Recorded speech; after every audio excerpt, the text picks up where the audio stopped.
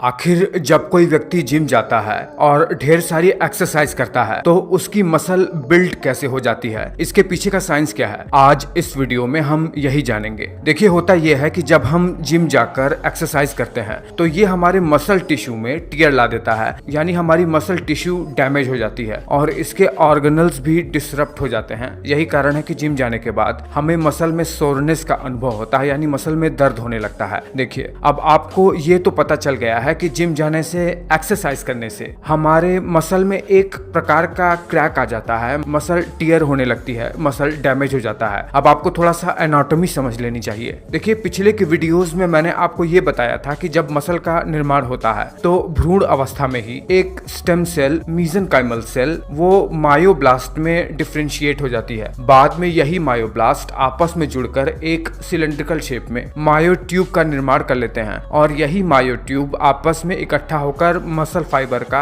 निर्माण कर लेती हैं। पर कुछ मायोब्लास्ट दरअसल मायोट्यूब में नहीं बदलते हैं, बल्कि मसल फाइबर के ही आउटर मेम्ब्रेन पर आकर चिपक जाते हैं और ये मसल फाइबर के स्टेम सेल की तरह काम करते हैं। इन्हें मसल फाइबर का सैटेलाइट सेल कहते हैं। कहने का मतलब यह है कि मसल फाइबर के ऊपर एक स्पेशल किस्म की स्टेम सेल होती है जिसे सैटेलाइट सेल कहते हैं। ये सैटेलाइट सेल डिफरेंशिएट होकर नए मसल फाइबर का निर्माण करती है। देखिए, जैसे ही मसल एक्सरसाइज की वजह से टियर हो जाती है, ये डैमेज हुई मसल दरअसल साइटोकाइन नाम के केमिकल को रिलीज करने लगती है, जिसकी वजह से इस साइट पर इम्यून सेल्स आना शुरू कर देते हैं। ये इम्यून सेल्स क्या करते हैं? वैसे तो इनका काम बहुत सारा है, पर जनरली ये इस एरिया में इन्फ्लेमेशन पैदा करने लगते हैं। इससे होता यह है कि मसल फाइबर पर मौजूद ये जो सैटेलाइट सेल है वो प्रोलिफरेट करने लगती है, मतलब डिवाइड होकर अपनी संख्या बहुत ज्यादा बढ़ाने लगती है और इस सैटेलाइट सेल को प्रोलिफरेट होने के लिए प्रमोट करता है एक स्पेशल किस्म का सेल जिसे कहते हैं फाइब्रो एडिपोजेनिक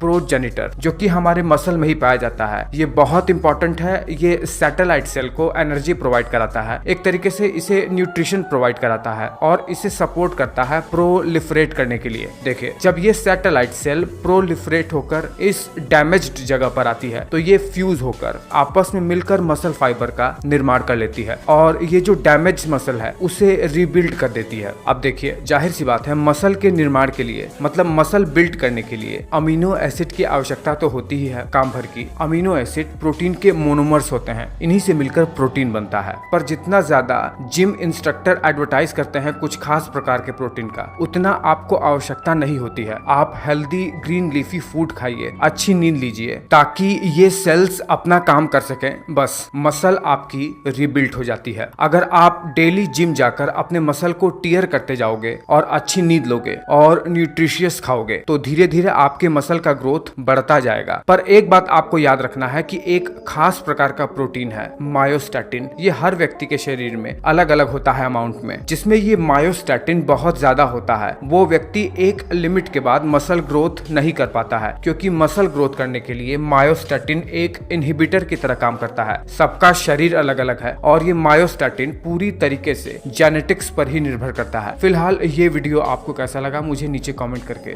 जरूर बताना।